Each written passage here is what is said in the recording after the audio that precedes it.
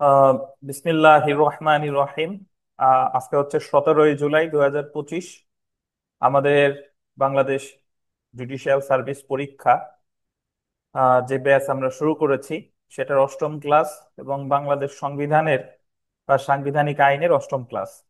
আজকে আমরা আমরা যেখানে বাংলাদেশ সংবিধানের গত ক্লাস পর্যন্ত 41 অনুচ্ছেদ পর্যন্ত পড়েছিলাম, আজকে আমরা শুরু করব 42 অনুচ্ছেদ থেকে।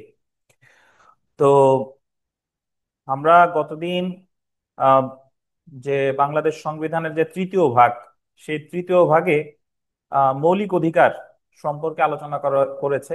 এবং মৌলিক অধিকার হলো 26 থেকে 47 ক অনুচ্ছেদ পর্যন্ত। তো এর মধ্যে 26 থেকে 47 ক অনুচ্ছেদ পর্যন্ত পর্যন্ত মৌলিক অধিকার হলেও প্রকৃতপক্ষে এই অনুচ্ছেদে, মানে 26 থেকে 47 ক, মানে এখানে প্রায় 22টা অনুচ্ছেদ আছে। তো এই 22টার মধ্যে 21টা বা 22টা যাই হোক না কেন, এই 22টার মধ্যে মৌলিক অধিকার সংক্রান্ত অনুচ্ছেদ হলো 18টা। এবং সেই 18টা হলো আপনার 27 থেকে 44 পর্যন্ত। 27 থেকে 44। তো আমরা গতদিন পর্যন্ত মৌলিক অধিকারের যে অধ্যায়টা, এখানে 26 থেকে 41 অনুচ্ছেদ পর্যন্ত আমরা আলোচনা করেছিলাম। আজকে আমরা 42 অনুচ্ছেদ থেকে আলোচনা শুরু করব। তো তার আগে আমরা একটু এই অনুচ্ছেদগুলা একটু মানে মনে করার চেষ্টা করি। তো যেখানে 26 অনুচ্ছেদে ছিল যে আপনার মৌলিক অধিকারের সাথে যদি কোনো আইন অসামঞ্জস্যপূর্ণ হয় তাহলে সেটা বাতিল বলে গণ্য হবে, এটা হলো 26। আইনের দৃষ্টিতে সবাই সমান এবং সমান আশ্রয় লাভের অধিকারী, 27। ধর্ম প্রভৃতি কারণে বৈষম্য, 28। সরকারি চাকরিতে বা কর্মের অধিকার, সুযোগের সমতা, যেটা কর্মের সমান অধিকার, 29। তারপরে আপনার বিদেশি বিদেশি খেতাব, এটা যদি কেউ নিতে চায় তাহলে রাষ্ট্রপতির অনুমতি ব্যতীত নিতে পারবে না, এটা আছে 30। আইনের সমান আশ্রয় লাভের অধিকারী, এটা আছে 31। জীবন ও ব্যক্তি স্বাধীনতার অধিকার, এটা আছে 32। গ্রেফতার এবং আটক সম্পর্কে রক্ষা কবচ, 33। জবরদস্তি শ্রম নিষিদ্ধ, 34। বিচার ও দণ্ড সম্পর্কে যে বিধিবিধান, এটা আছে 35। চলাফেরার অধিকার, এটা আছে 36, ফ্রিডম অফ মুভমেন্ট। তারপরে সমাবেশের অধিকার, 37। সংগঠনের অধিকার, 38। এরপরে চিন্তা বা বিবেকের স্বাধীনতা বা বাক স্বাধীনতা, এটা আছে 39। পেশার স্বাধীনতা, এটা আছে 40। এবং গতদিন আমরা সর্বশেষ যেটা পড়েছিলাম সেটা হলো ধর্মীয় স্বাধীনতা, বা কে কোন ধর্ম পালন করবে এটা একান্তই তার ব্যক্তিগত ব্যাপার। এই বিষয়ে কোনো হস্তক্ষেপ করা যাবে না, এবং যদি হস্তক্ষেপ করা হয় সেটা হবে মৌলিক অধিকারের লঙ্ঘন। তো আজকে আমরা শুরু করতে যাচ্ছি অনুচ্ছেদ 42। দেখেন, সম্পত্তির অধিকার। আইনের দ্বারা, আন্ডারলাইন করবেন, আরোপিত বাধা নিষেধ সাপেক্ষে প্রত্যেক নাগরিকের, বল দিবেন, সম্পত্তি অর্জন, ধারণ, হস্তান্তর বা অন্যভাবে বিলি ব্যবস্থা করার অধিকার থাকবে। এবং আইনের কর্তৃত্ব ব্যতীত কোনো সম্পত্তি বাধ্যতামূলকভাবে গ্রহণ, রাষ্ট্রায়ত্ত বা দখল করা যাবে না। তো এখানে যে কথাগুলো বলছে যে আইনে যদি নিষেধ না থাকে তাহলে আপনি যে কোনো সম্পত্তি অর্জন করতে পারেন, ধারণ করতে পারেন বা হস্তান্তরও করতে পারেন, যদি আইনে নিষেধ না থাকে। এবং আইনের কর্তৃত্ব ব্যতীত কোনো সম্পত্তি বাধ্যতামূলকভাবে গ্রহণ, রাষ্ট্রায়ত্ত এবং দখল করা যাবে না। মানে আপনি যদি আইনের অধিকার না থাকে তাহলে কোনো সম্পত্তি বাধ্যতামূলকভাবে গ্রহণ করা যাবে না, রাষ্ট্রের অধীন করা যাবে না বা দখল করা যাবে না। এই অনুচ্ছেদের আম, এক দফার অধীন প্রণীত আইন ক্ষতিপূরণ সহ বাধ্যতামূলকভাবে গ্রহণ, রাষ্ট্রায়ত্তকরণ বা দখলের বিধান করা হবে। এবং আন্ডারলাইন করবেন, ক্ষতিপূরণের পরিমাণ নির্ধারণ বা ক্ষতিপূরণ নির্ণয় বা প্রদানের নীতি এবং পদ্ধতি নির্দিষ্ট করা হবে। তবে অনুরূপ কোনো আইনে ক্ষতিপূরণের বিধান অপর্যাপ্ত, আন্ডারলাইন করবেন, অনুরূপ কোনো আইনে ক্ষতিপূরণের বিধান অপর্যাপ্ত হয়েছে বলে সেই আইন সম্পর্কে কোনো আদালতে প্রশ্ন উত্থাপন করা যাবে না। তো এই কথাটা হলো যে উপরে বলছে যে সম্পত্তির অধিকার থাকবে, যে কেউ অর্জন করতে পারবে, হস্তান্তর করতে পারবে। বাট পরবর্তীতে বলছে যে রাষ্ট্রের যদি কোনো সম্পত্তি দরকার হয় তাহলে রাষ্ট্র এটা ক্ষতিপূরণ সহ বাধ্যতামূলক গ্রহণ করতে পারবে এবং এই বিষয়ে আইন প্রণয়ন করতে পারবে। এবং ওই আইনে বলা যাবে না যে আমাদের ক্ষতিপূরণ অপর্যাপ্ত হয়েছে এই বলে ওখানে দাবি করা যাবে না।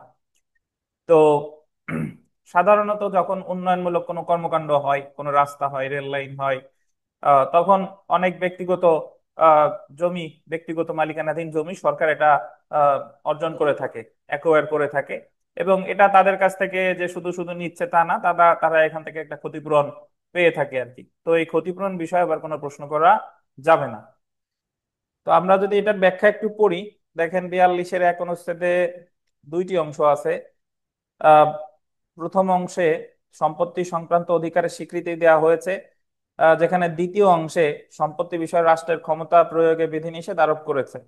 প্রথম অংশে আইনের দ্বারা আরোপিত বাধানিষেধ সাপেক্ষে প্রত্যেক নাগরিকের সম্পত্তি অর্জনের, ইংরেজি বলছে অ্যাকোয়ার, ধারণ হচ্ছে হোল্ড, হস্তান্তর ট্রান্সফার বা অন্যভাবে বিলি ব্যবস্থা, আদারওয়াইজ ডিসপোজ অফ প্রপার্টি করার বিধান করা হয়েছে। অন্যদিকে 42-এর এক অনুচ্ছেদের দ্বিতীয় অংশে সম্পত্তি গ্রহণ, রাষ্ট্রায়ত্ত, দখল করতে রাষ্ট্রের ক্ষমতার ক্ষেত্রে সীমাবদ্ধতা আরোপ করা হয়েছে। দ্বিতীয় অংশে বলা হয়েছে আইনের কর্তৃত্ব ব্যতীত কোনো সম্পত্তি বাধ্যতামূলকভাবে গ্রহণ বা রাষ্ট্রায়ত্ত বা দখল করা যাবে না। তাহলে দ্বিতীয় অংশ বলছে যে আইনের কর্তৃত্ব ব্যতীত কোনো সম্পত্তি গ্রহণ বা রাষ্ট্রায়ত্ত করা যাবে না। তো সম্পত্তির অধিকার যেটা খেয়াল করেন, তাহলে অনুচ্ছেদ কত? 42, অনুচ্ছেদ 42। জি।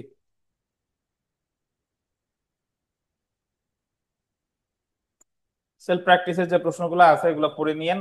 আমরা চলে আসি 43 অনুচ্ছেদে, গৃহ যোগাযোগের রক্ষণ।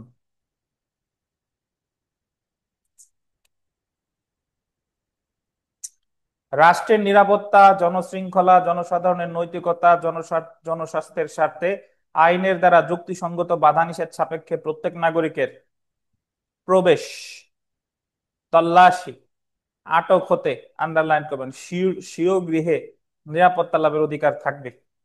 কি কি? প্রবেশ, তল্লাশি, আর একটা হচ্ছে কি? আটক। তো আপনার বাসায় যদি কেউ প্রবেশ করতে যায়, তাহলে অবশ্যই আইন অনুযায়ী প্রবেশটা করতে হবে। তল্লাশি করতে গেলে আইনের বিধান অনুযায়ী করতে হবে। হঠাৎ করে আইন শৃঙ্খলা বাহিনী এসেই যে তল্লাশি করবে, এটা হবে হলো সংবিধানের লঙ্ঘন। তার মানে যদি সার্চ ওয়ারেন্ট থাকে, সেই ক্ষেত্রে তল্লাশিটা বৈধ, কারণ আইন দ্বারা যুক্তিসঙ্গত উপায়ে সে তল্লাশিটা করতেছে। বা আটকের ক্ষেত্রেও আপনার ওই বিধিবিধান প্রযোজ্য। তাহলে আমাদের এই 43-এ মোট তিনটা জিনিস বলছে: প্রবেশ, তল্লাশি, আর কি? আটক। অতঃপর চিঠিপত্রের ও যোগাযোগের অন্যান্য উপায়ের গোপনীয়তা রক্ষার অধিকার থাকে। চিঠিপত্রের ও যোগাযোগের, চিঠিপত্রে যোগাযোগ মানে হচ্ছে আপনার একজন চিঠি পাঠাইছে, আপনি ইচ্ছা করলে এটা দেখার অধিকারী আপনি না। কে কি লিখছে না না লিখছে সেটা হলো পরের ব্যাপার। বাট যোগাযোগ করছে না না করছে, এটা হঠাৎ করে টেলিফোনে আড়ি পেতে এই যে যে কল রেকর্ড গুলো ফাঁস করা হয়, এটা বাংলাদেশ সংবিধানের পরিপন্থী। এরকম একটা বিধান আমরা সাক্ষ্য আইনে পড়ছি, মনে আছে? স্বামী স্ত্রীর যোগাযোগ 122 ধারা, 122 ধারা স্বামী স্ত্রী যোগাযোগ। তারপরে রাষ্ট্রীয় বিষয়াবলী, সরকারি বার্তা। তারপরে যে 125-এ আছে আপনার পুলিশ ম্যাজিস্ট্রেট এরা কোত্থেকে অপরাধের সংবাদ পেলো তাদেরকে প্রকাশে বাধ্য করা যাবে না। এরকম যোগাযোগগুলো বাংলাদেশ সংবিধানে বিশেষ আহ, মানে বিধান করা হয়েছে 43 অনুচ্ছেদে। তো শর্ট নোটে যদি আমরা চলে আসি, যে 43 অনুচ্ছেদ বলে গৃহ বা যোগাযোগ রক্ষণ সংক্রান্ত অধিকার প্রদানে রাষ্ট্র আইনের দ্বারা যুক্তিসঙ্গত বাধা নিষেধ আরোপ করতে পারে, কিন্তু এমন বাধা নিষেধ অবশ্যই রাষ্ট্রের নিরাপত্তা, জনশৃঙ্খলা, জনসাধারণের নৈতিকতা বা জনস্বার্থের স্বার্থে হতে হবে। জনস্বাস্থ্যের স্বার্থে, মানে অবশ্যই এটা জনস্বাস্থ্যের স্বার্থে হতে হবে। 43 অনুচ্ছেদের ক দফায় আহ প্রবেশ, তল্লাশি, আটক হতে স্বীয় গৃহ নিরাপত্তা লাভের অধিকার দেওয়া হয়েছে। সেহেতু আইন দ্বারা যথাযথভাবে ক্ষমতাপ্রাপ্ত না হয়ে কোনো পুলিশ কর্মকর্তা বা সরকারের অন্য কোনো সংস্থা, আন্ডারলাইন করবেন, সরকারের অন্য কোনো সংস্থা কোনো নাগরিকের বাড়িতে তল্লাশি, প্রবেশ তল্লাশি বা জব্দ করতে পারে না। গৃহে এবং প্রবেশ তল্লাশি জব্দ করা সংক্রান্ত আইন রাষ্ট্রের নিরাপত্তা, জনশৃঙ্খলা ও জনসাধারণের নৈতিকতা ও জনস্বাস্থ্যের স্বার্থে হতে হবে।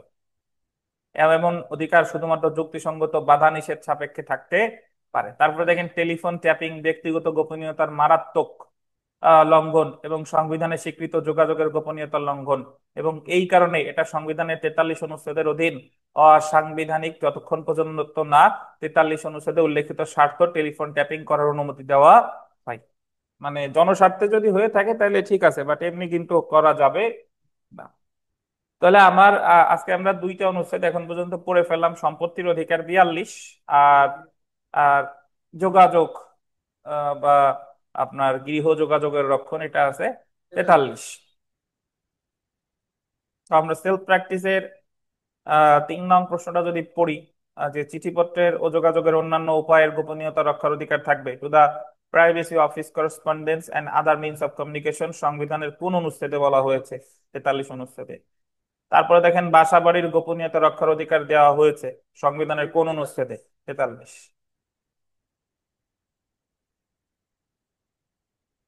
আমরা চলে আসি অনুচ্ছেদ 44, মৌলিক অধিকার বলবৎকরণ। মানে এই ভাগে প্রদত্ত অধিকার সমূহ বলবৎ করার জন্য সংবিধানের 102 এর আন্ডারলাইন করবেন, 1 দফা অনুযায়ী হাইকোর্ট বিভাগের নিকট মামলা রুজু করার অধিকার নিশ্চয়তা দান করা হলো। মানে এই ভাগের মানে হলো যে তৃতীয় ভাগের এই যে যে আপনার 27 থেকে যে 44 পর্যন্ত পড়তেছে, 43, ইভেন 44ও একটা মৌলিক অধিকার। এটা বলবৎ করার জন্য আমরা মামলা করতে পারবো কোথায়? হাইকোর্ট বিভাগে। এবং এটা সংবিধানের 102 এর 1। শুনেন, আমি একটা কথা বলি, সেটা হলো আমাদের বাংলাদেশ সংবিধানের 102 অনুচ্ছেদে রিট পিটিশন দায়ের করা যায়। রিট যদি মৌলিক অধিকার লঙ্ঘিত হয় তাহলে রিট করতে হবে 102 এর উপ অনুচ্ছেদ 1।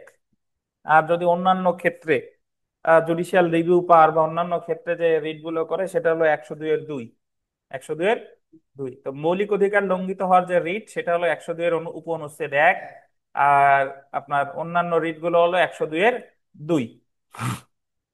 সংবিধানের 102 অনুচ্ছেদের অধীন হাইকোর্ট বিভাগের ক্ষমতাহানি না করে, আন্ডারলাইন করবেন, সংসদ আইনের দ্বারা অন্য কোনো আদালতকে তার এখতিয়ারের স্থানীয় সীমার মধ্যে ওই সকল বা উহার যে কোনো ক্ষমতা দান করতে পারবেন।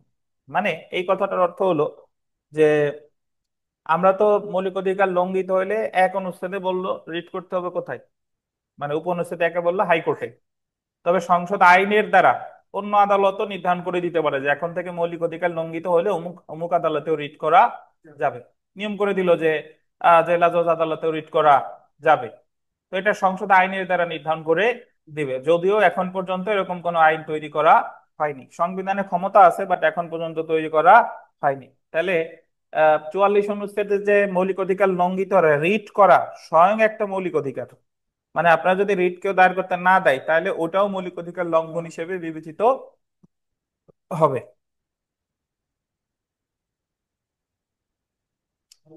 রিটের কথা বলে যে 102 এবং রিটের কথা বলে যে 102 এবং 44, এই দুইটা মিলিয়ে অনেক ক্ষেত্রে বলে, তখন তো এই জিনিসটা আসলে বুঝতে পারি না। না, 144 মানে শুধু 44 হলো মৌলিক অধিকার লঙ্ঘিত হয়েছে, হ্যাঁ, তাইলে হলো 44 অনুচ্ছেদে বলছে যে মৌলিক অধিকার লঙ্ঘিত হলে 102 এর 1-এ রিট করা যাবে। যাবে এখন সব রিট তো মৌলিক অধিকার রিলেটেড না। না। কখনো কখনো আপনার মৌলিক অধিকার রিলেটেড না হলে অন্য যে রিটটা সেটা করা হলো 102 এর 2। দুই, তো সেইটা সেই ক্ষেত্রে 44 আনার দরকার তখন শুধু নাই। 102 এর 2 একশো দিতে আছে। রিট নর্মালি 102 করতে হবে। হ্যাঁ, আর 44-এ বলছে হলো আপনার কথা, এই যে আলোচনাটা এখানে আসছে শর্ট নোটে যদি আমরা আসি, দেখেন সংবিধানের 44 এবং 102 অনুচ্ছেদে মৌলিক অধিকার বলবৎ করার বিধান, মৌলিক অধিকার বলবতের প্রতিকার বিধান করা হয়েছে 44 অনুচ্ছেদ অনুসারে। 44-এ কি বলছে সেটা তো আমরা জানি। সুতরাং 44 অনুচ্ছেদ মূলত একটি তত্ত্বগত বিধান। ইলেকট্রিসিটি চলে গেছে, ওয়েট।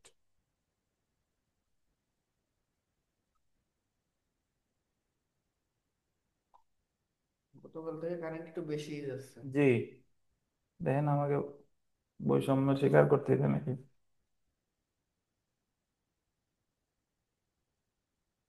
এই শুনতে পাচ্ছেন? জি স্যার, শোনা যাচ্ছে। ওকে, ঠিক আছে।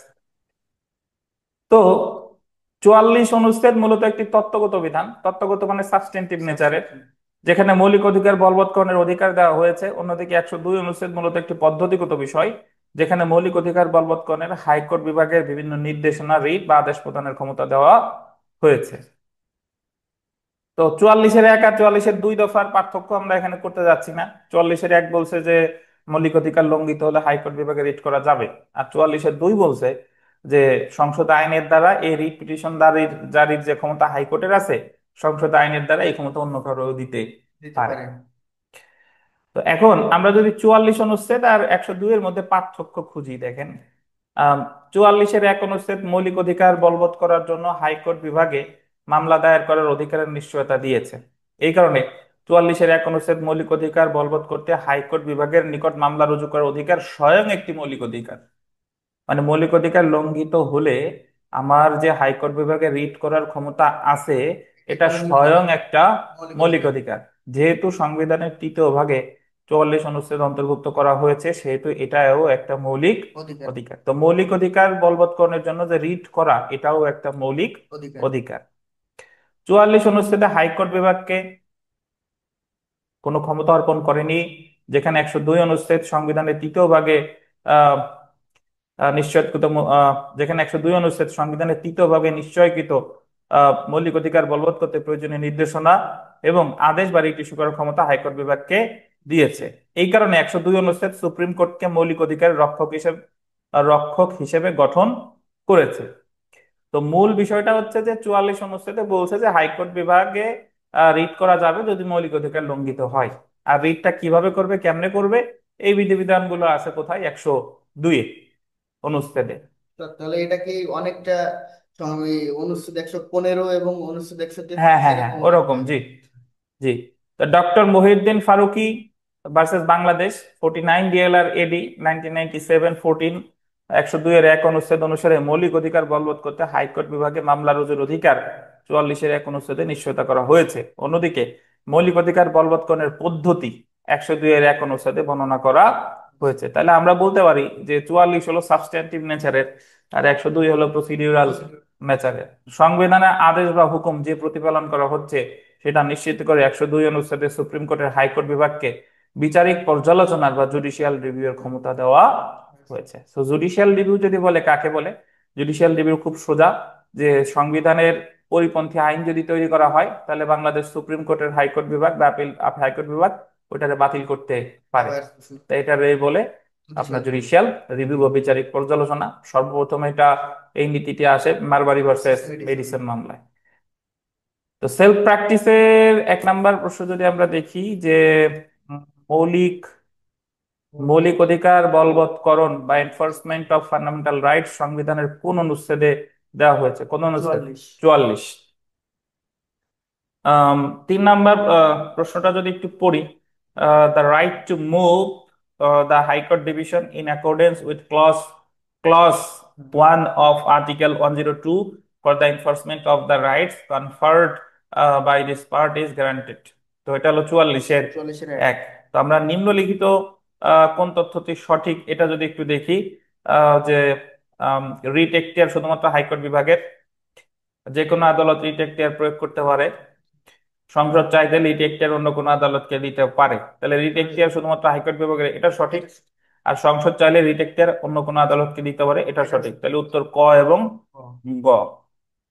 অতঃপর দেখেন 5 নং প্রশ্নটাও যদি একটু পড়ি, যে সংবিধানের কোন অনুচ্ছেদ অনুযায়ী সংবিধানের 102 অনুচ্ছেদের অধীন হাইকোর্ট বিভাগের ক্ষমতাহানি না করে সংসদ আইনের দ্বারা অন্য কোনো আদালতকে তার এখতিয়ারের স্থানীয় সীমার মধ্যে ওই সকল বা উহার যে কোনো ক্ষমতা দান করতে পারবে। 44-এর দুই এটা বলছে। হলো 44-এর 2। তো রিট নর্মালি দায়ের করা হয় আপনার হাইকোর্ট বিভাগে, বাট সরকার যদি ইচ্ছা করে, জাতীয় সংসদ যদি ইচ্ছা করে, অন্য কোনো আদালতে ক্ষমতা দিতে পারে। পারে। আমরা চলে আসি অনুচ্ছেদ 45, শৃঙ্খলামূলক আইনের ক্ষেত্রে অধিকারের পরিবর্তন।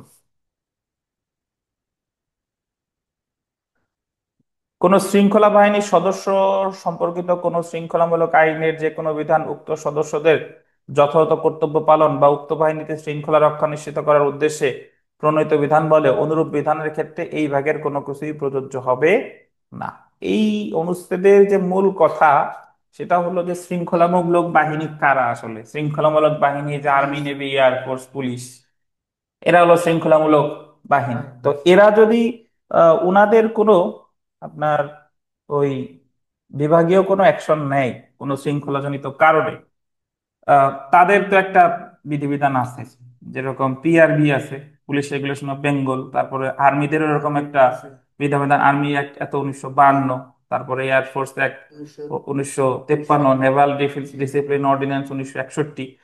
তো এই বিধান অনুসারে তারা যদি তাদের কর্মচারীর বিরুদ্ধে কোনো অ্যাকশন নিয়ে থাকে, সেই ক্ষেত্রে কিন্তু কি করা যাবে না, এই তারা সংবিধান বাংলাদেশ সংবিধানের এই মৌলিক তৃতীয় অধিকারের সুবিধা তারা পাবে না। পাবে না। সালামালাইকুম। আমার মাথা পুরো হাল লেগে গেছে গেটে বাড়িতে। তাহলে মূল যে কথাটা একটু শর্ট নোটে আমরা যদি একটু দেখি, যে সংবিধানের 45 অনুচ্ছেদটি কোন শৃঙ্খলা বাহিনীর সদস্য সম্পর্কিত কোন শৃঙ্খলামূলক আইনের যে কোনো বিধানের ক্ষেত্রে সংবিধানের 3টি অধ্যায়ের মৌলিক অধিকার সম্পর্কিত বিধান অপ্রযোজ্য করেছে। মানে অর্থাৎ শৃঙ্খলা বাহিনীর সদস্য সম্পর্কিত কোন শৃঙ্খলামূলক আইনের কোন বিধান মৌলিক অধিকার সম্পর্কিত কোন বিধান লঙ্ঘন করলেও উক্ত কারণে উক্ত শৃঙ্খলামূলক আইনের বিধানটির সাংবিধানিক বৈধতা নিয়ে প্রশ্ন তোলা যাবে না। সংবিধানের 152 অনুচ্ছেদে, আন্ডারলাইন করেন, সংবিধানের 152 অনুচ্ছেদে শৃঙ্খলা বাহিনী এবং শৃঙ্খলামূলক আইনের সংজ্ঞা দেওয়া হয়েছে। মানে আমাদের সংবিধানের প্রতিটা আইনের তো একটা ব্যাখ্যামূলক ধারা থাকে। আমাদের সংবিধানের সকল শব্দের ব্যাখ্যা দেওয়া হয়েছে 152 ধারায়, যেখানে ধারা তো না, অনুচ্ছেদ 152 অনুচ্ছেদ অনুসারে শৃঙ্খলা বাহিনী অর্থ হলো, এই যে দেখেন, স্থল, নৌ বা বিমান বাহিনী, পুলিশ বাহিনী আইনের দ্বারা এই সংজ্ঞার অন্তর্গত বলে ঘোষিত যে কোনো শৃঙ্খলা বাহিনী। অন্যদিকে শৃঙ্খলামূলক আইন অর্থ হলো শৃঙ্খলা বাহিনীর শৃঙ্খলা নিয়ন্ত্রিত কোনো আইন। তাহলে এই বিধানটা হলো যে এই যে উপরের শৃঙ্খলা বাহিনী যারা আছে, ইনাদের কোনো অভ্যন্তরীণ কোনো কাজের জন্য যদি কারো বিরুদ্ধে তাদের ওই অভ্যন্তরীণ আইন অনুসারে যদি কোনো পদক্ষেপ বা অ্যাকশন গ্রহণ করা হয় বা কোনো শাস্তি দেওয়া হয়, তাহলে সেই ক্ষেত্রে কিন্তু বাংলাদেশ সংবিধানের যে মৌলিক অধিকার সংক্রান্ত যে বিধানাবলী, এইগুলা কিন্তু প্রযোজ্য হবে না। এটাকেই দায় মুক্তি দেওয়া হয়েছে বাংলাদেশ সংবিধানের 45 অনুচ্ছেদে। তো শর্ত সমূহ যদি দেখি, 45 ধারার বিধানটি প্রয়োগ করতে হলে আইনটি আইন শৃঙ্খলা বাহিনীর সদস্য সম্পর্কিত কোনো শৃঙ্খলামূলক আইনের বিধান হতে হবে। উক্ত বিধানটি শৃঙ্খলা বাহিনীর সদস্যদের যথাযথ কর্তব্য পালন বা উক্ত বাহিনীতে শৃঙ্খলা রক্ষা নিশ্চিত করার উদ্দেশ্যে প্রণীত হতে হবে। তো লাস্টের প্যারাটায় আমরা একটু সেই ক্ষেত্রে দেখেন, সেক্ষেত্রে আইন শৃঙ্খলামূলক আইনের বিধানটি সংবিধানের 3য় ভাগের সাথে অসামঞ্জস্য হলেও বা মৌলিক অধিকার লঙ্ঘন করলেও উক্ত বিধানটি অসাংবিধানিক বলে চ্যালেঞ্জ করা যাবে না। না। তো 45 অনুচ্ছেদে শৃঙ্খলামূলক আইনের অধীন প্রণীত যে কোনো বিধান চ্যালেঞ্জ করা বারিত করেনি, বরং উক্ত আইনের যে বিধানটি শুধুমাত্র শৃঙ্খলা বাহিনীর সদস্যদের যথাযথ কর্তব্য পালন, আন্ডারলাইন এটা বলতেন, কর্তব্য পালন বা বাহিনীতে শৃঙ্খলা নিশ্চিত করার উদ্দেশ্যে প্রণীত শুধুমাত্র সেই বিধানটি মৌলিক অধিকার লঙ্ঘন করলেও উক্ত বিধানটি অসাংবিধানিক বলে চ্যালেঞ্জ করা যাবে না। কিন্তু উল্লেখিত উদ্দেশ্য ব্যতীত কোনো উদ্দেশ্যে শৃঙ্খলামূলক আইনের অধীন প্রণীত কোনো বিধান মৌলিক অধিকার লঙ্ঘন করলে উক্ত বিধানটি অসাংবিধানিক বলে চ্যালেঞ্জ করা যাবে। আন্ডারলাইন করেন, 3টে স্টার দেন, আমি ব্যাখ্যা দিচ্ছি কথাটার। ধরেন শৃঙ্খলামূলক আইনের কারণে উনি ধরেন ভিতরে একটা কাজ করছিল, তো ওনার বিরুদ্ধে অ্যাকশন নিছে। তো এই ক্ষেত্রে ওনার যে অ্যাকশনটা নিল ওনার শৃঙ্খলা আইনের কারণে, এটা উনি এই ক্ষেত্রে মৌলিক অধিকার লঙ্ঘিত হয়েছে বলে রিট পিটিশন করলে কোনো কাজ হবে না, কারণ এটা অপ্রযোজ্য বলা হয়েছে 45 অনুচ্ছেদে। কিন্তু শৃঙ্খলাজনিত কোনো কারণ ছাড়া অন্য কোনো কারণে যদি আপনার সাথে কোনো অন্যায় অবিচার করে, তাহলে সেই ক্ষেত্রে আপনি আবার চ্যালেঞ্জ করে রিট করতে পারবেন। কেমনে? ধরেন কিছুদিন আগে আহ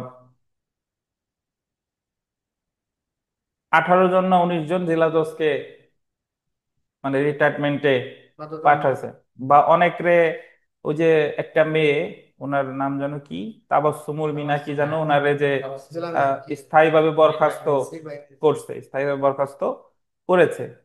তো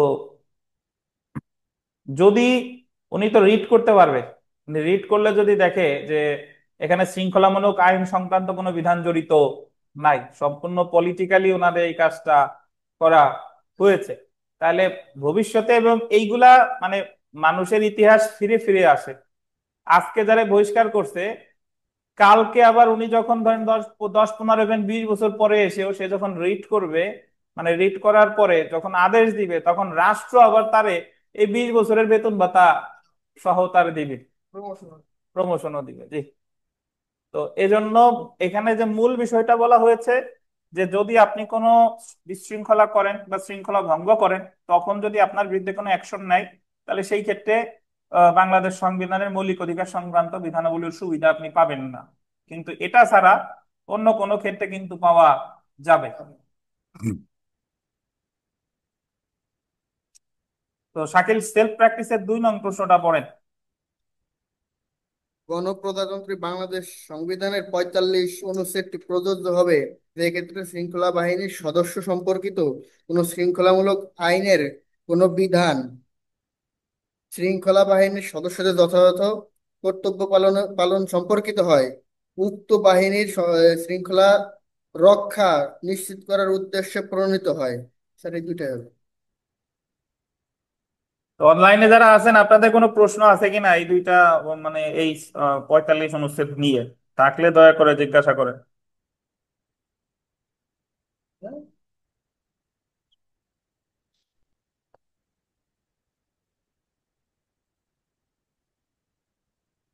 এটা করে লাগাই দিছে।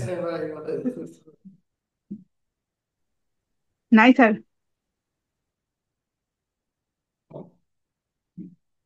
আচ্ছা, আমরা চলে আসি দায় মুক্তি বিধানের ক্ষমতা। এই দায় মুক্তি বিধানের ক্ষমতা আপনার অনেক জনরে বাঁচানোর জন্য ব্যবহৃত হবে।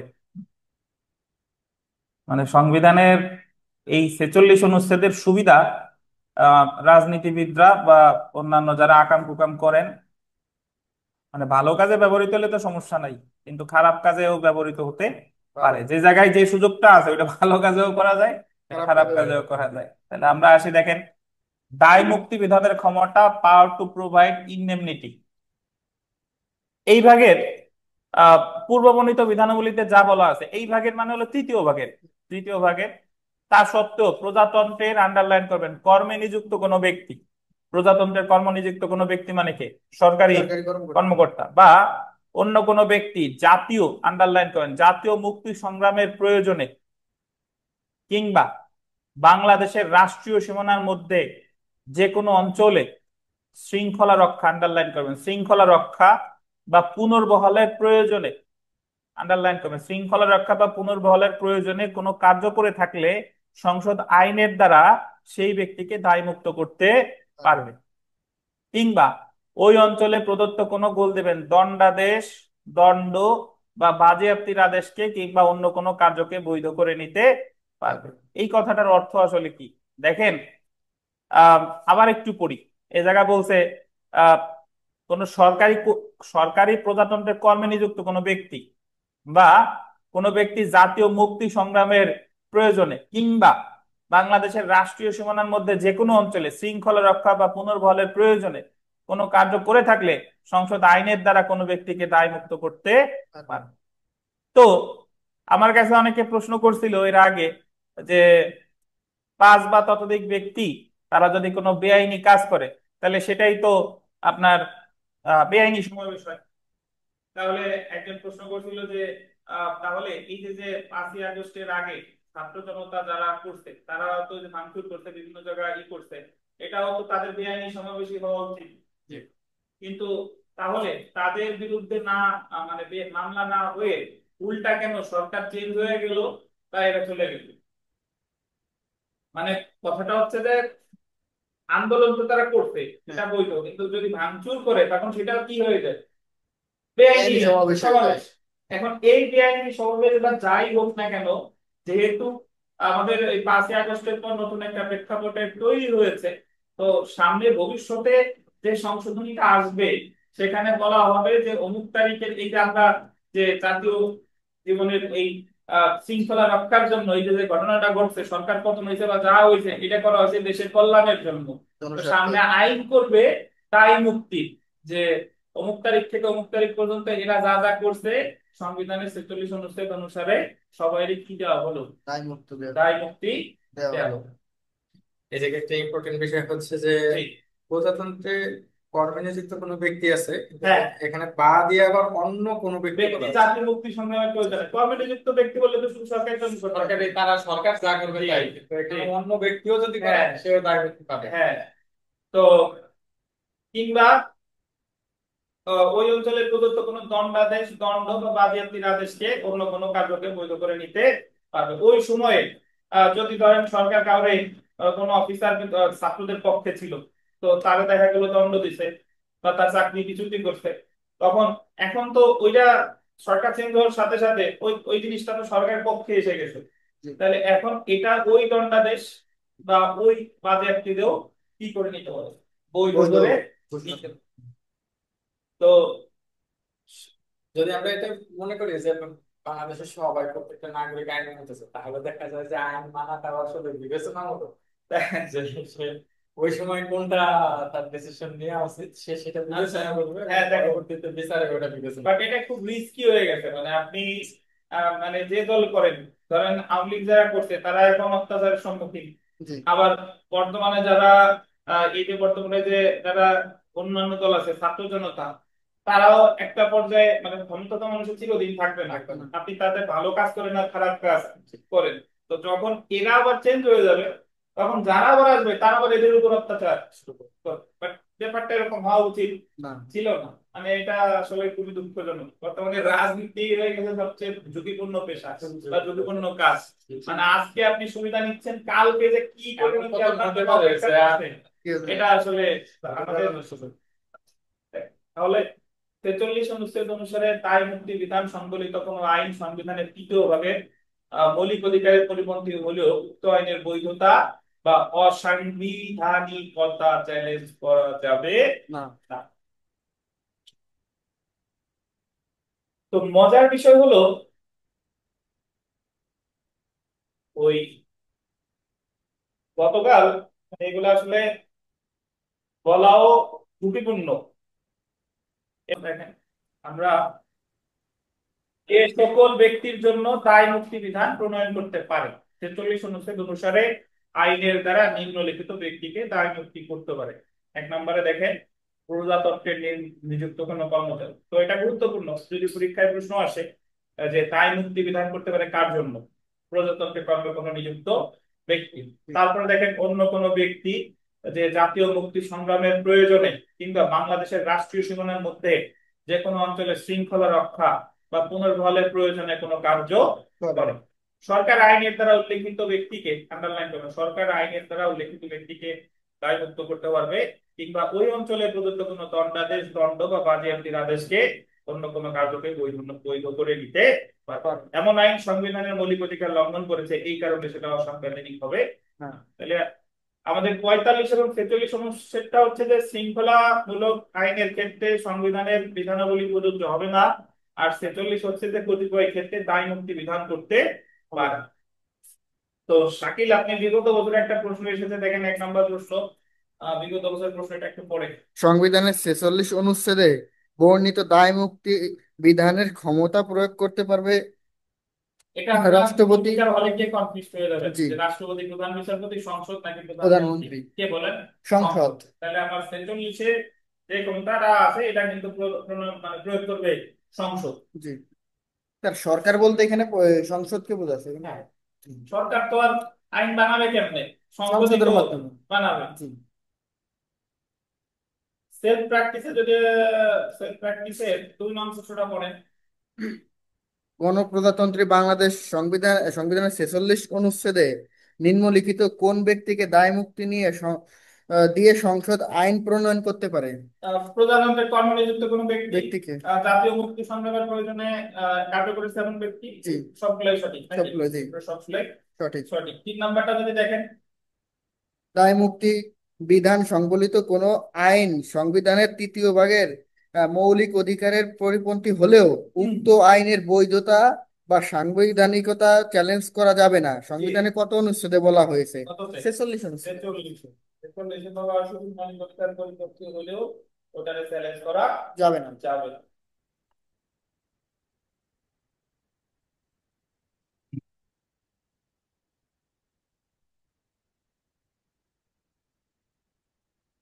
আমরা আগে নামাজ পড়ি, চলেন জি। তারপর 47 অনুচ্ছেদ 48 এগুলো পড়বো ইনশাআল্লাহ।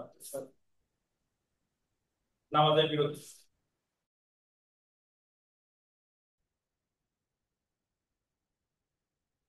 কতিপয় আইনের হেফাজত, 47 অনুচ্ছেদ। আম, নিম্নলিখিত যে কোনো বিষয়ের বিধান সংবলিত কোনো আইন প্রচলিত আইনের ক্ষেত্রে সংশোধনীর মাধ্যমে সংসদ যদি আন্ডারলাইন করবেন স্পষ্টরূপে বিধান করে যে এই সংবিধানের দ্বিতীয় ভাগে বর্ণিত এটা আন্ডারলাইন করেন, এই সংবিধানের দ্বিতীয় ভাগে বর্ণিত রাষ্ট্র পরিচালনার মূলনীতি সমূহের কোনো একটি কার্যকর করার জন্য অনুরূপ বিধান করা হলো, তা হলো তাহলে অনুরূপ আইন এই ভাগে নিশ্চয়কৃত কোনো অধিকারের সাথে আন্ডারলাইন করবেন অসামঞ্জস্য কিংবা অনুরূপ অধিকার হরণ বা খর্ব করেছে, এই কারণে বাতিল বলে গণ্য হবে না। এই কথাটার অর্থ ব্যাপক অর্থ বহন করে, একটু বোঝার প্রয়োজন আছে। আমরা জানি যে রাষ্ট্র পরিচালনার মূলনীতি সম্পর্কে আলোচনা করা হয়েছে সংবিধানের 2য় অধ্যায়, আর মৌলিক অধিকার সম্পর্কে আলোচনা করছে 3য় অধ্যায়। এখন রাষ্ট্র পরিচালনার মূলনীতিগুলো এগুলা এটা কি আদালতের মাধ্যমে বলবৎযোগ্য বলেন? বলবৎযোগ্য না, 58 অনুচ্ছেদে বলছে। কিন্তু মৌলিক অধিকার আদালতের মাধ্যমে বলবৎযোগ্য। এবং রাষ্ট্র পরিচালনার মূলনীতিগুলো বলবতের ক্ষেত্রে আহ রাষ্ট্রের কোন ধরনের সক্ষমতার দরকার আছে বলেন? অর্থনৈতিক সক্ষমতা দরকার আছে। এখন 47 অনুচ্ছেদে বলতেছে যে কতিপয় আইনের হেফাজত, মানে আপনি রাষ্ট্র পরিচালনার মূলনীতি সম্পর্কে 8 থেকে 25 অনুচ্ছেদ পর্যন্ত বলছে, যেখানে আছে ওই যে জাতীয়তাবাদ, সমাজতন্ত্র, গণতন্ত্র, গ্রামীণ উন্নয়ন, কৃষি বিপ্লব, মৌলিক প্রয়োজনীয় ব্যবস্থা, এগুলো আছে না? তো এইগুলা কোনো একটা বলবৎ করতে গিয়ে যদি কোনো আইন করে এবং ওই আইন যদি মৌলিক অধিকারের সাথে আবার অসামঞ্জস্যপূর্ণ হয়, তাহলে ওই আইন বাতিল বলে গণ্য হবে না। ওই আইনের হেফাজতের যে বিধান এটা বলছে 47-এর 1। বুঝেন নাই বোধহয়? মৌলিক অধিকার সমস্যা নাই, যদি ওইটা তৈরি করা হয় রাষ্ট্র পরিচালনার মূলনীতির যে কোনো একটাকে কার্যকর করার জন্য। এই যে দেখেন এখানে বলেছে যে, আবার যদি পড়ি, মূলনীতি কি কি তাহলে মৌলিক অধিকারের চাইতে প্রাধান্য দেওয়া হলো? না প্রাধান্য ঠিক ওই অর্থে না, আপনার তো কিছু কিছু মূলনীতি তো আছেই, কিন্তু বলছে যে বিশেষ ক্ষেত্রে কোনো মূলনীতি কার্যকর করার ক্ষেত্রে যদি এই যে দেখেন সংসদ যদি স্পষ্ট রূপে ঘোষণা করে যে এই সংবিধানের 2য় ভাগে বর্ণিত রাষ্ট্র পরিচালনার মূলনীতি সমূহের কোনো একটিকে কার্যকর করার জন্য অনুরূপ বিধান করা হলো, তাহলে অনুরূপ আইন এইভাবে নিশ্চয়কৃত কোনো অধিকারের সাথে অসামঞ্জস্য কিংবা অনুরূপ অধিকার হরণ বা খর্ব করেছে, এই কারণে বাতিল বলে গণ্য হবে না। তাহলে আমার সহজ কথা, এখন আপনি যে প্রশ্নটা করছেন যে তাহলে মূলনীতিকে কি মৌলিক অধিকারের উপর প্রাধান্য দেওয়া হলো কিনা, না সর্বক্ষেত্রে না, কিছু ক্ষেত্রে দিছে, সেটা একটু দেখেন। দেখেন কটা পড়ি। কোন সম্পত্তি বাধ্যতামূলকভাবে গ্রহণ, রাষ্ট্রায়ত্তকরণ, দখল কিংবা সাময়িকভাবে বা স্থায়ীভাবে কোন সম্পত্তির নিয়ন্ত্রণ বা ব্যবস্থাপনা। এই কথাটার অর্থ কি? ধরেন একটা রেল লাইনের কাজ হচ্ছে, এখন রেল লাইনের যদি ওখানে দিতে চাই, তাহলে একজন ব্যক্তি আছে ব্যক্তি মালিকানাধীন, তার যে জমি আছে ওই জমিটা রাষ্ট্র অ্যাকোয়ার করতে লাগবে। এখন ধরেন ওই লোকটার ওই জমি দেওয়ার অধিকার মানে ইচ্ছা নাই, সে মামলা টামলাও করছে, দেওয়ানি মামলা টামলাও করছে যাতে অস্থায়ী নিষেধাজ্ঞা টিষেধাজ্ঞা বা যে কাজ যাতে বন্ধ থাকে। এখন বিষয়টা এরকম যে ওই জমিটা অ্যাকোয়ার না করলে রেল লাইন দেওয়া যায় না। তাহলে রেল লাইন দেওয়া কিন্তু রাষ্ট্র পরিচালনার মূলনীতির মধ্যে অবস্থিত। ওই যে যোগাযোগ, মানে আপনার ওই যে গ্রামীণ উন্নয়ন, কৃষি বিপ্লব, তারপরে ওই যে যোগাযোগের উন্নয়ন, শিল্প কারখানা যাটা আছে, তাহলে এটা করতে গিয়ে যদি ওই লোকের জমিটা নিয়ে নেওয়া হয়, এখন সে যদি সংবিধানে গিয়ে বলে যে আমার চলাচলের অধিকার হরণ করছে, আমার সম্পত্তির অধিকার হরণ করছে, আহ এটা হবে না, কারণ রাষ্ট্র এটা করছে রাষ্ট্র পরিচালনার মূলনীতির কোনো অংশটাকে কার্যকর করার জন্য, এবং যেটা হচ্ছে জনস্বার্থে প্রয়োজন ছিল। এখন রাষ্ট্র শুধু শুধুই নিয়ে নিছে বিষয়টা তা না, ওই কাজটা রাষ্ট্র পরিচালনার মূলনীতির যে কোনো একটা কার্যকর করার জন্য ওই কাজটা করা প্রয়োজন ছিল, এটাই বোঝাইছে। আচ্ছা, অতঃপর দেখেন, বাণিজ্যিক বা অন্যবিধ উদ্যোগ সম্পন্ন একাধিক প্রতিষ্ঠানের বাধ্যতামূলক সংযুক্তকরণ, বাণিজ্যিক বা অন্যবিধ উদ্যোগ সম্পন্ন একাধিক প্রতিষ্ঠানের বাধ্যতামূলক সংযুক্তকরণ, এটার অর্থ কি?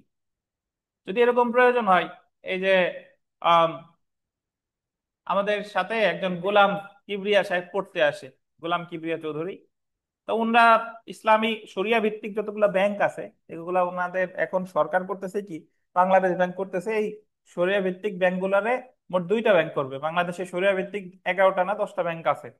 তো তার মধ্যে একটা হলো ইসলামিক ব্যাংক বাংলাদেশ, আর ব্যাংক আলা রাফা, এগুলা মোটামুটি বেশ কতগুলা আছে। তাহলে সবগুলা একত্রিত করে হবে একটা, আর ইসলামী ব্যাংক হলো একটাই, শরিয়া ভিত্তিক দুইটা ব্যাংকই থাকবে। তো এখন এই যে বাণিজ্যিক বা অন্যবিধ উদ্যোগ সম্পন্ন একাধিক প্রতিষ্ঠানের বাধ্যতামূলক সংযুক্তকরণ, মানে এই প্রতিষ্ঠানগুলোরে সরকার কি করতেছে, একসাথে, হ্যাঁ, মার্জ করতেছে, মার্জ। তো এটাও কিন্তু ওই কোম্পানির যারা আছে তারা যদি বলে যে আমাদের মৌলিক অধিকারের লঙ্ঘন, তাহলে এটা কার্যকর হবে না। জি।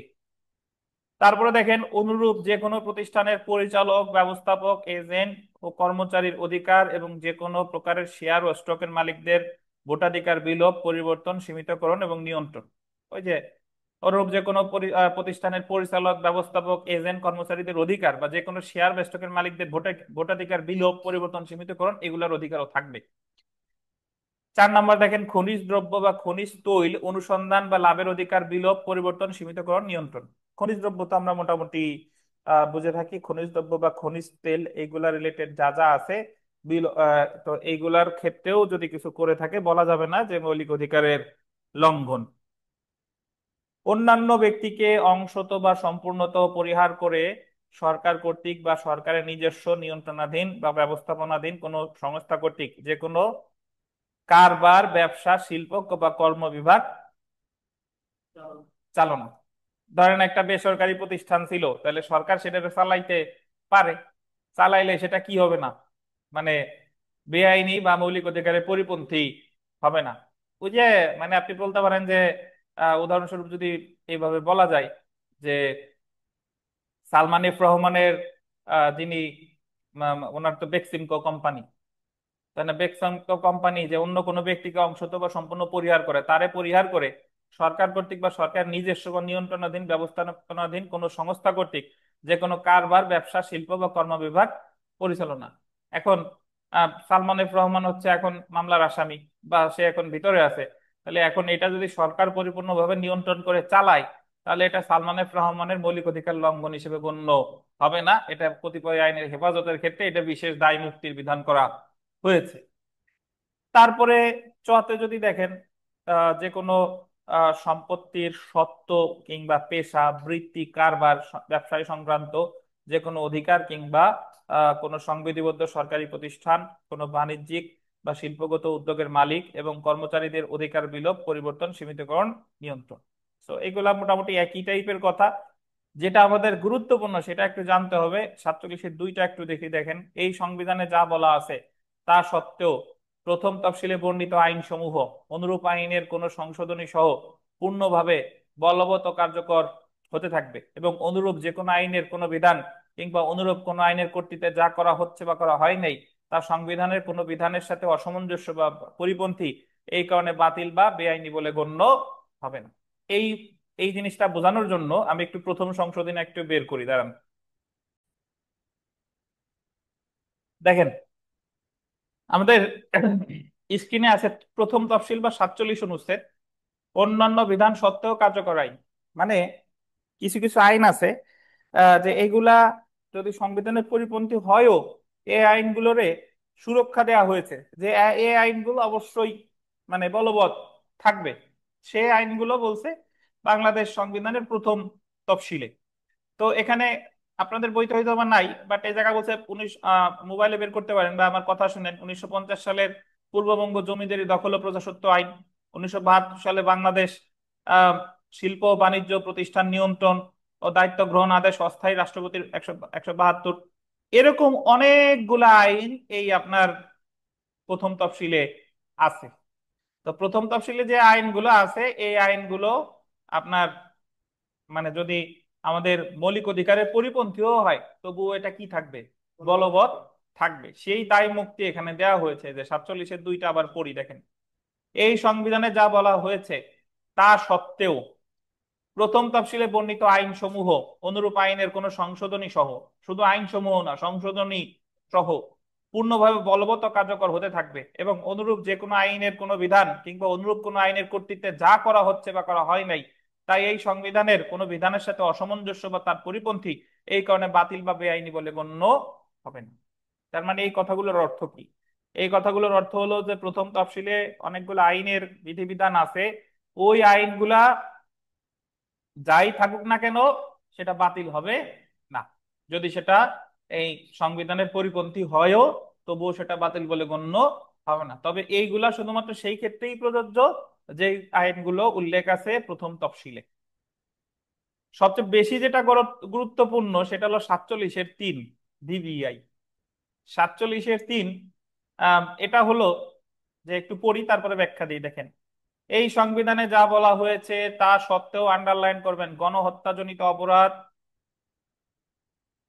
আন্ডারলাইন করেন, মানবতা বিরোধী অপরাধ বা যুদ্ধ অপরাধ বা আন্তর্জাতিক আইনের অধীন অন্যান্য অপরাধের জন্য কোনো গোলদেন সশস্ত্র বাহিনী, প্রতিরক্ষা বাহিনী বা সহায়ক বাহিনীর সদস্য, বা আন্ডারলাইন করবেন কোনো ব্যক্তি, ব্যক্তি সমষ্টি বা সংগঠন কিংবা যুদ্ধবন্দীকে আটক, ফৌজদারিতে সোপর্দ কিংবা দণ্ডদান করার বিধান সংবলিত কোনো আইন বা আইনের বিধান এই সংবিধানের কোনো বিধানের সাথে অসামঞ্জস্যপূর্ণ বা তার পরিপন্থী, এই কারণে বাতিল বা বেআইনি বলে গণ্য হবে না। খুবই গুরুত্বপূর্ণ একটা কথা। এই বিধানটা, এই যে যে 47-এর 3, এটা আমাদের সংবিধানের সাথে প্রথমে ছিল না। প্রথম যখন সংবিধান প্রণয়ন করা হয় এই বিধানটা ছিল না। এই বিধানটা যোগ করা হয় 1973 সালে। এবং এই বিধানটা কেন যোগ করা হয়? ওই যে যুদ্ধ অপরাধীদের বিচার করার জন্য। নর্মালি আমাদের এক্স পোস্ট ফ্যাক্টো ল এটা তো প্রযোজ্য না সংবিধানের 35-এর 1, যে কার্য সংগঠনের সময় যে আইন ছিল না পরবর্তীতে আইন করে সেটার বিচার করা যাবে না, এটাই তো এক্স পোস্ট ফ্যাক্টো ল। কিন্তু ওই 35-এর 1-এর ব্যতিক্রম হলো 47-এর 3। ধরেন যুদ্ধ অপরাধ যখন হয়েছে 1971 সালে, তখন যুদ্ধ অপরাধ আইনটা পাশ করছে 1973 সালে বা 74 সালে, যাই হোক না কেন, তাহলে যুদ্ধ অপরাধ আইন হয়েছে পরে, কিন্তু যখন যুদ্ধ অপরাধ হয়েছে, গণহত্যা বিরোধী অপরাধ, যুদ্ধ অপরাধ, তখন কিন্তু ওই আইন ছিল না। কিন্তু ভবিষ্যতে যুদ্ধ অপরাধ আইন তৈরি করে এটাকে কার্যকর করা হলো 1971 সাল হতে। এখন নর্মালি 35-এর 1-এর পরিপন্থী এটা, 35-এর 1-এর উল্টা না এটা। 35-এর 1-এ বলছে যে ভবিষ্যতে আইন তৈরি করে পূর্বের অপরাধের বিচার করা যাবে না, কিন্তু এই জায়গায় তো যুদ্ধ অপরাধের বিচার ভবিষ্যতে তৈরি করে পূর্বের অপরাধের বিচার করতেছে, তাহলে এটা বাতিল হবে না। কি কারণে? কারণ এই জায়গায় আবার ওই যে দায় মুক্তির বিধান দিয়ে দিছে, যে এই বিশেষ কিছু অপরাধের ক্ষেত্রে যদি আইন প্রণয়ন করা হয় তাহলে সেটা বাতিল বলে গণ্য হবে না। এবং হচ্ছে যে আসলে বঙ্গবন্ধু ওই সময় বিচার করতে চাইছে, এই জন্য যে আইসিটি অ্যাক্ট প্রবর্তন করছিল। দেখেন, জি, তো শর্ট নোটে আমরা চলে আসি। 47 অনুচ্ছেদের 1, 2 ও 3 দফা অনুসারে কতিপয় আইনকে বাতিল বলে গণ্য করা যাবে না, যদিও উক্ত আইন, আন্ডারলাইন করবেন, সংবিধানের মৌলিক অধিকার সম্পর্কিত বিধানের সাথে অসামঞ্জস্য হয়। 47 অনুচ্ছেদের 1 দফার ক থেকে চ উপদফায় উল্লেখিত বিষয়ের বিধান সংবলিত কোনো আইন সংসদ যদি স্পষ্টরূপে ঘোষণা করে যে সংবিধানের 2য় ভাগে বর্ণিত রাষ্ট্র পরিচালনার মূলনীতি সমূহের কোনো একটি কার্যকর করার জন্য এরূপ বিধান করা হলো, তাহলে অনুরূপ আইন এই ভাগে নিশ্চয়কৃত কোনো অধিকারের সাথে অসামঞ্জস্য বা কিংবা অধিকার হরণ বা খর্ব করেছে, এই কারণে বাতিল বলে গণ্য হবে না। তাহলে আপনি 47-এর 1 মনে রাখবেন যে রাষ্ট্র পরিচালনার মূল নীতি সংক্রান্ত কোনো অনুচ্ছেদ কার্যকর করার জন্য যদি কোনো আইন তৈরি করে, তাহলে সেই আইন সংবিধানের সাথে অসামঞ্জস্যপূর্ণ হলেও সেটা বাতিল বলে গণ্য হবে না। বিশেষ বিধান দিছে। তো কোন কোন ক্ষেত্রে সেটা তো ওই যে বলে দিছে, কোনো সম্পত্তির রাষ্ট্রায়ত্তকরণ, কোনো কোম্পানির একসাথে সংযুক্তকরণ, এইগুলার ক্ষেত্রে আর কি। 47-এর 2 দেখেন, প্রথম তফসিলে বর্ণিত আইনসমূহ এবং উক্ত আইনসমূহের সংশোধনী সমূহ সংবিধানের সাথে অসামঞ্জস্য, এই কারণে উক্ত আইন বা সংশোধনী বাতিল বলে গণ্য করা যাবে না। তাহলে এই জায়গায় বলছে যে প্রথম তফসিলে যে আইনগুলো আছে, এই আইনগুলা প্লাস এই আইনগুলার যে সংশোধনী, এগুলা সংবিধানের সাথে যদি ইনকনসিস্টেন্ট হয়ও, তবুও এটা বাতিল বলে গণ্য হবে না। 47-3-এ চলে আসি আমরা, যে 47-3 অনুচ্ছেদ অনুসারে নিম্নলিখিত বিষয়ে ফৌজদারি সোপর্দ কিংবা দণ্ডদান করার বিধান সংবলিত কোনো আইন বা আইনের বিধান সংবিধানের কোনো বিধানের সাথে অসামঞ্জস্য বা তার পরিপন্থী, এই কারণে বাতিল বা বেআইনি বলে গণ্য হবে না। বাতিল বা বেআইনি বলে গণ্য হবে না কোন কোন অপরাধ, এইগুলো একটু আন্ডারলাইন করেন। 1 নাম্বার, গণহত্যাজনিত অপরাধ। 2 নাম্বার, মানবতা বিরোধী অপরাধ বা যুদ্ধ অপরাধ বা আন্তর্জাতিক আইনের অধীন অন্যান্য অপরাধের জন্য কোনো সশস্ত্র বাহিনী বা প্রতিরক্ষা বাহিনী বা সহায়ক বাহিনীর সদস্য বা অন্য কোনো ব্যক্তি, ব্যক্তি সমষ্টি বা সংগঠন কিংবা যুদ্ধবন্দীকে আটক। তো সংবিধানের এই যে দেখেন, এখানে একটু ইতিহাস বলছে। সংবিধানের প্রথম সংশোধনী 1973 দ্বারা 47 অনুচ্ছেদের 3 দফা সংবিধানে যুক্ত করা হয়। 47-3। তো যদি আপনাকে বলা হয় যে 47-3 দ্বারা কত সালে সংযুক্ত করা হয়, প্রথম সংশোধনীর মাধ্যমে, সংবিধান পঞ্চদশ সংশোধনী 2011 দ্বারা, আন্ডারলাইন করবেন, অন্য কোনো ব্যক্তি, ব্যক্তি সমষ্টি বা সংগঠনের ক্ষেত্রে 47 অনুচ্ছেদের 3 দফা প্রযোজ্য করা হয়। আগে শুধু ছিল, আগে 47-3-এ শুধু সশস্ত্র বাহিনী, প্রতিরক্ষা বাহিনী, সহায়ক বাহিনীর সদস্য এইগুলা ছিল, কিন্তু কোনো ব্যক্তির কথা ওখানে ছিল না।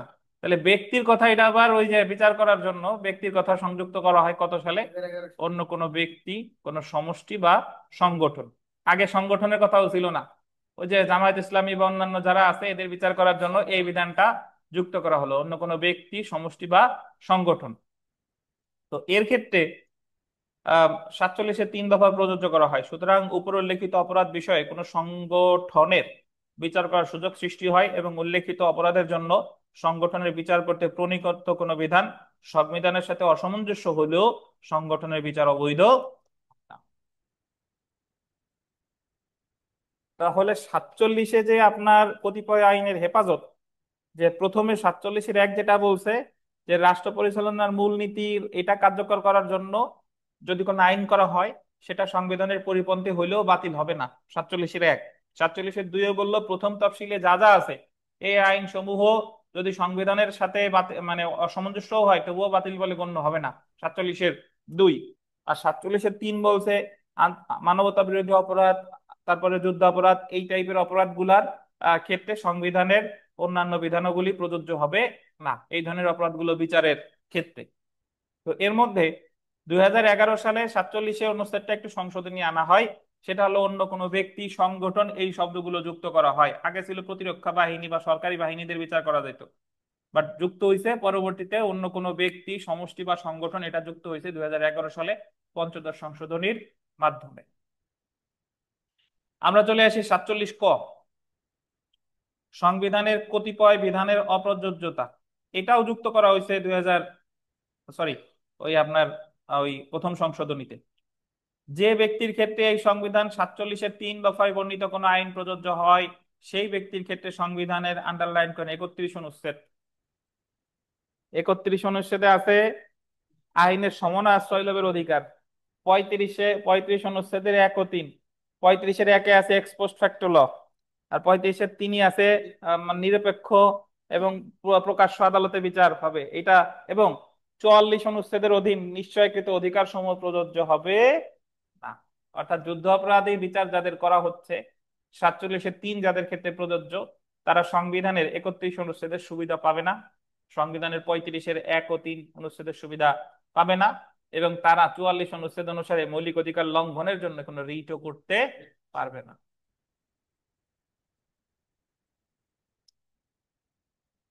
এই সংবিধানে যা বলা হয়েছে তা সত্ত্বেও যে ব্যক্তির ক্ষেত্রে সংবিধানের 47 অনুচ্ছেদের 3 দফায় বর্ণিত কোনো আইন প্রযোজ্য হয়, এই সংবিধানের অধীন কোনো প্রতিকারের জন্য, আন্ডারলাইন করবেন, সুপ্রিম কোর্টে আবেদন করার কোনো অধিকারও সেই ব্যক্তির থাকবে না। 47-3 যার ক্ষেত্রে প্রযোজ্য, তার ক্ষেত্রে সুপ্রিম কোর্টের আবেদন করারও কোনো অধিকার তার থাকবে না, সহজ কথা। তো তাহলে আমরা এটা বলতে পারি যে 47-3 এবং 47 ক যেটা, এটা আসলে প্রযোজ্য করা হয়েছে কিসের জন্য? যুদ্ধ অপরাধের বিচার করার জন্য।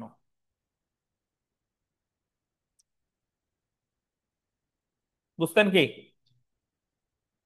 তা আমরা এই শর্ট নোটের এই আলোচনায় যাচ্ছি না, এখানে প্রথম সংশোধনী একটা বিধান আছে, এটা একটু পড়ি, দেখেন প্রথম সংশোধনী। প্রথম সংশোধনের বিষয়বস্তু ছিল যুদ্ধ অপরাধীদের বিচার। হুম, এই যে দেখেন, মানবতা বিরোধী অপরাধ, যুদ্ধ অপরাধের বিচারের পথ সুগম করার জন্য সংবিধান প্রথম সংশোধন 1973-এর মাধ্যমে সংবিধানের 47 অনুচ্ছেদ সংশোধন করে 47-এর 3 অনুচ্ছেদ এবং নতুন করে 47 ক অনুচ্ছেদ যুক্ত করা হয়। তাহলে 47-এর 3 এবং 47 ক এটা যুক্ত করা হয় কবে? 1973 সালে। সংবিধান প্রথম সংশোধন আইন 1973-এর মাধ্যমে গণহত্যাজনিত অপরাধ, মানবতা বিরোধী অপরাধ, যুদ্ধ অপরাধের বিচার সম্পর্কিত কোন আইনকে সংবিধান পরিপন্থী হিসেবে ঘোষণা করা হতে সুরক্ষা দেওয়া হয়েছে। ফলে মানবতা বিরোধী অপরাধ বা যুদ্ধ অপরাধের বিচার সম্পর্কিত কোনো আইন সংবিধানের কোনো বিধানের সাথে অসামঞ্জস্য বা তার পরিপন্থী এই কারণে বাতিল বা বেআইনি বলে গণ্য হবে না। মানে সহজ কথা, যে যুদ্ধ অপরাধের বিচারের ক্ষেত্রে যে আইন তৈরি করছে এটা যদি সংবিধানের কোনো বিধানের সাথে মানে ইনকনসিস্টেন্টও হয়, তবুও সেটা কি হবে না, বাতিল বলে গণ্য হবে না। তো বাদ বাকি কথা এগুলো একই টাইপের। আমরা একটা উদাহরণ পড়ি, দেখেন উদাহরণ, ওই জায়গায় উদাহরণটা আছে, উদাহরণটা পড়লে ভালো বুঝবো, যদিও আমি উদাহরণ অলরেডি দিছি। তারপরে দেখেন উদাহরণটা 3টে স্টার দেন, এটা একটু পড়ে।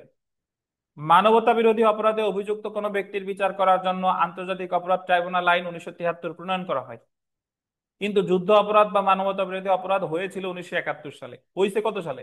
71। আর আইন করছে কবে? 73-এ। সুতরাং আইন প্রণয়ন করে 1973 সালে, কিন্তু অপরাধ হয়েছিল 1971 সালে। যখন অপরাধ সংঘটিত হয়েছিল তখন মানবতা বিরোধী অপরাধ সম্পর্কিত কোনো আইন বাংলাদেশে ছিল না। সুতরাং 1973 সালের আইনের অধীন বিচার করতে হলে এই আইনের ভূতাপেক্ষভাবে বা পূর্ব হতে কার্যকর করা প্রয়োজন। কিন্তু পূর্বে সংগঠিত অপরাধের ক্ষেত্রে পরবর্তীতে প্রণীত ফৌজদারি আইন বিচার করা যাবে না। সংবিধানে 35-1 অনুচ্ছেদে কি আছে? নিষেধ আছে। কিন্তু সংবিধানের প্রথম সংশোধনীর মাধ্যমে যুদ্ধ অপরাধ বা মানবতা বিরোধী অপরাধের বিচারের ক্ষেত্রে 35-1 অনুচ্ছেদ অপ্রযোজ্য করা হয়েছে। সুতরাং 1971 সালে সংগঠিত যুদ্ধ অপরাধের বিচারের জন্য আন্তর্জাতিক অপরাধ ট্রাইব্যুনাল 1973 প্রয়োগ করার কোনো বাধা নিষেধ থাকলো না। তানভীর, বুঝতেন কিনা? শুনেন, সংবিধান কিন্তু অনেক পেসের আইন, এবং সংবিধান প্রণয়ন করা এত সোজা না। এ জায়গায় প্রতি পদে পদে অনেক পেসের বিধান আছে। নর্মালি আমরা যে ওই যে এসআর অ্যাক্ট বলেন বা বার কাউন্সিলে যা যা পড়েছি, সিপিসি, সিআরপিসি, ওগুলার থেকে কিন্তু এটা টেকনিক্যালি আরো বেশি অনেক ব্যাখ্যা মানে ব্যাখ্যা দেওয়ার প্রয়োজন আছে। তো আপনি নিম্ন আদালতে প্র্যাকটিস করতে আপনার সংবিধান জানার দরকার নাই। নিম্ন আদালতে মোটামুটি অন্যান্য আইন দিয়েই চালানো যায়। কিন্তু যদি সুপ্রিম কোর্টে যান, হাইকোর্টে যান, তাহলে কিন্তু আবার আপনার সংবিধান জানতে হবে। বিশেষ করে যারা রিট নিয়ে প্র্যাকটিস করে তাদের তো সংবিধান ছাড়া তো কোনো কথাই নাই।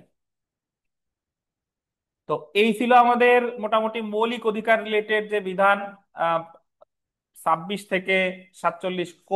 এবং বিগত বছরের প্রশ্ন যদি দেখেন, যে কোনো ব্যক্তির সংবিধানের অধীন কোনো প্রতিকারের জন্য সুপ্রিম কোর্টে আবেদন করার অধিকার নেই। কার? যুদ্ধাপরাধী। রাষ্ট্রদ্রোহিতা, নাশকতাকারী, মৃত্যুদণ্ড প্রাপ্ত এরা পারে, কিন্তু যুদ্ধ অপরাধী পারবে না, বলেছে 47-1। বুঝছেন? তো এই ছিল আমাদের মৌলিক অধিকার রিলেটেড। আজকে যেহেতু আরো পড়াইতে চাইছিলাম, বাট দেশের পরিস্থিতি খারাপ, আপনারা দেশের তো না, আমাদের গোপালগঞ্জের, যেতে সমস্যা হতে পারে। তো যাই হোক, আমরা মৌলিক অধিকারের যে 3য় অধ্যায়ের যে বিধানগুলো আছে এগুলো একটু মনে করার চেষ্টা করি, দেখেন মনে থাকে কিনা। যে আমরা 26-এ পড়ছি মৌলিক অধিকারের সাথে অসামঞ্জস্য কোনো আইন বাতিল বলে গণ্য হবে। তারপরে 27-এ পড়ছি আইনের দৃষ্টিতে সমান সমান আশ্রয় লাভের অধিকারী, 27। ধর্ম প্রভৃতি কারণে বৈষম্য, 28। সরকারি চাকরিতে সুযোগের সমতা, 29। বিদেশি খেতাব এগুলাতে রাষ্ট্রপতি অনুমোদন লাগবে 30। আইনের সমান আশ্রয় লাভের অধিকারী 31। না, একই রকম হইলেও একরকম না। আইনের সমান আশ্রয় লাভের অধিকারী 31, মানে 27-এর একটা আপডেটেড ফর্ম হলো 31। আচ্ছা, জীবন ও ব্যক্তি স্বাধীনতার অধিকার 32। এরপরে আহ গ্রেফতার ও আটক 33। জবরদস্তি শ্রম নিষিদ্ধ 34। বিচার ও দণ্ড সম্পর্কে রক্ষা কবচ 35। চলাফেরার স্বাধীনতা 36। সমাবেশ 37। সংগঠন 38। চিন্তা, বিবেক, তথ্য পাওয়ার স্বাধীনতা, সংবাদপত্রের স্বাধীনতা সবকিছু আছে কত? 39। তারপরে 40-এ কি আছে বলেন? ধর্ম ধর্ম পালনের স্বাধীনতা। পেশা। 40-এ আছে পেশা। 40-এ আছে পেশা বা বৃত্তির। আচ্ছা, 41-এ আছে ধর্মীয় স্বাধীনতা। আর 42 দিয়ে আজকে আমরা শুরু করছি। 42-এ আছে সম্পত্তির অধিকার। 43-এ আছে গৃহ যোগাযোগের রক্ষণ। 44-এ আছে মৌলিক অধিকার বলবৎ করণ। গৃহ যোগাযোগের রক্ষণ হলো যে আপনার গৃহে কেউ খেয়াল খুশি মতো প্রবেশ করতে পারবে না। আইনে যদি বিধান থাকে তাইলেই প্রবেশ করতে পারবে। ওই যে সার্চ ওয়ারেন্ট থাকলে ঢোকা যাবে, কিন্তু পুলিশ আইসেই আমার গৃহ তল্লাশি করার অধিকার তার নাই। 46 45-এ আমরা পড়ছি শৃঙ্খলামূলক আইনের ক্ষেত্রে বিশেষ বিধান, মানে শৃঙ্খলামূলক আইন বাহিনীর যে আইন আছে সেগুলোর ক্ষেত্রে সংবিধানের বিধানাবলী প্রযোজ্য না। আমরা 46-এ পড়লাম কি বলেন? কতিপয় মানে কতিপয় কি দায় মুক্তি দায় বিধান। মুক্তি করতে, কতিপয় বিধানের দায় মুক্তি। আচ্ছা, আর 47-এ পড়লাম, একটু একটু আগেই পড়লাম যে বিষয় মানে কতিপয় কতিপয় ক্ষেত্রে আপনার কতিপয় আইনের হেফাজত, কতিপয় আইনের হেফাজত।